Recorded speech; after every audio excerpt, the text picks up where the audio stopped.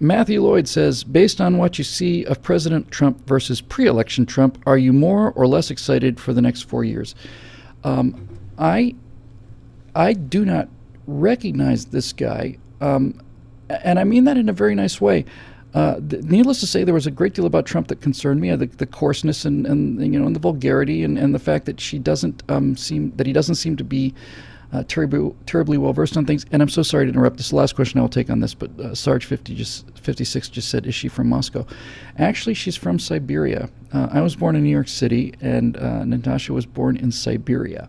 And she grew up in a town called Novosibirsk, which was a Russian Soviet academic town where they would put a bunch of scientists and researchers. And so everybody in the town she grew up in was very, very well educated, and lots of physicists and scientists and so on. She grew up in Siberia. She'd just go out into the taiga. She'd go out and gather mushrooms out there in the forests. And another thing I like about her very much, says a lot about her, is when she was very young, she was 5, she would have to be at school at 11 o'clock. And she'd get up early and get on a bus. She's 5 now. And she would just take the bus to different parts of town that she'd never been to and walk around and say hi to people, and then get back on the bus in time to be at school on 11. She was 5 years old, just getting on buses, going new places. That's enormously cool. So she was born in Novosibirsk and grew up in Siberia, and then she did some about 10 years in Sochi, which is south of, right on the Black Sea, which is a Russian resort. And spent a lot of time in Sochi, and then she moved to Moscow, I want to say about 10 years ago, and has been doing the photography business there as well. So that's that. In any event, sorry, back to Trump. I had some real concerns about the guy, and if you watch the videos, you'll see my there's actual, of course, documentation for my positions on Trump. When first asked about Donald Trump, at the beginning of the primary session, I said, I like his hat. And then I had some real concerns about him. I was never a never-Trumper, but I had genuine concerns about him. I didn't know if he could win this election, and now I'm beginning to realize, as most people are, he's the only person who could have won this election. But I was not only critical of him, I was deeply worried about him, because in the first debate, when Hillary laid that trap down for him, maybe he doesn't have as much money as we thought he had. And he bit, and he wouldn't let go, and he spent the next hour and 10 minutes,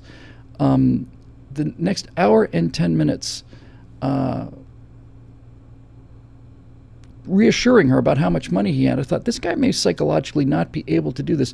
By the way, Dan, I'm sorry to keep interrupting with the comment stream. Dan, FP1, I have not taken her to Disneyland yet. I think she went to Disneyland in Europe, Paris, but she hasn't been to Disneyland. And if you say you want to be our guide, you are more than welcome to be, and you can just write us at info@billwhittle.com, and we'd be more than happy to do that. That'd be a lot of fun. Anyway, so I was really worried about that, and I was really actually wondering, is his ego so strong that he cannot resist the tweet? Is it so powerful for him that he cannot resist what's an obvious psychological trap? That's dangerous if you've got somebody who cannot recognize a trap and not walk into it. And then by the time I saw the third debate, I was pretty much thinking he was done. But the third debate, I thought, wow, who is this guy? He's much more disciplined. He's much more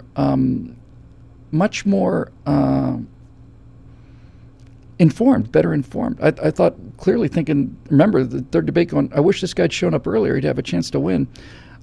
So the third debate was a big milestone, big change. Literally, I was like, who is this guy? With a bunch of people felt the same way. And then we got the Gettysburg Address that has one or two things in there I might quibble with a bit, but generally speaking is a pretty solid conservative manifesto. And I thought, wow, that's awesome. I did a segment on his speech in Grand Rapids and how presidentially sounded there, and all of this to say that that I was thinking he was better and better and better. And then here's the thing: some of you got to watch me. I was doing I was watching the event. I was watching the election over at Daily Wire with my friend Jeremy and Ben Shapiro, and Clavin apparently was there too. Although I don't really remember him being there, but apparently he was there. We're watching the events roll in, and as you probably know, Ben is a strident never-Trumper. And as the night went on, I was actually starting to get a little annoyed. We're friends and we'll stay friends. Ben's a warrior. I disagreed with him on this position completely. But as the night went on, it was like he just wouldn't give him. He wouldn't give him 10 minutes of grace. He wouldn't give Trump 10 minutes of grace. And this is the point I want to make for you, Matthew, because I think it's a very telling point. So as you remember from election night, Trump won the election, and then it took 2 hours for them to call it. And if I'd known it was going to take 2 hours, I would have gone home. But I kept thinking, oh, they're going to call this any minute. And they didn't. And during that 2 hours, we had a lot of time to kill. And finally, it was announced that Trump was going to come out and give his acceptance speech. And I said, good. And Ben said, he's just going to come out and trash people. He's just going to come out and tell everybody how right he was and how it was the most huge win victory and how he showed everybody who called him, he basically was just pounding him before he even came out. And I said, Ben, but what if he doesn't? He said, what if he doesn't want? What if he doesn't come out like that? What if he comes out and he's gracious? He's not going to be gracious. But what if he does? What if he does come out with something gracious? Well, it's not going to happen. Okay. Well, he did come out, and he came out with the most gracious speech I think I've ever heard as an acceptance speech. And I said to them, and I'm kind of saying this to all the Trump doubters out there, at least who are on the conservative side, the guy had nothing to gain. The position of I don't want to put words in other people's mouth, but many of the Never Trump crowd were saying that he was just saying what he needed to say to conservatives because he wanted to win the election. I said, okay, well, he's won the election. He doesn't owe anybody anything now. So when he comes out to give his acceptance speech, he's the president-elect. He's done it. If there's ever a chance to gloat, if there's ever a chance to gratify your insatiable ego, surely this would be it.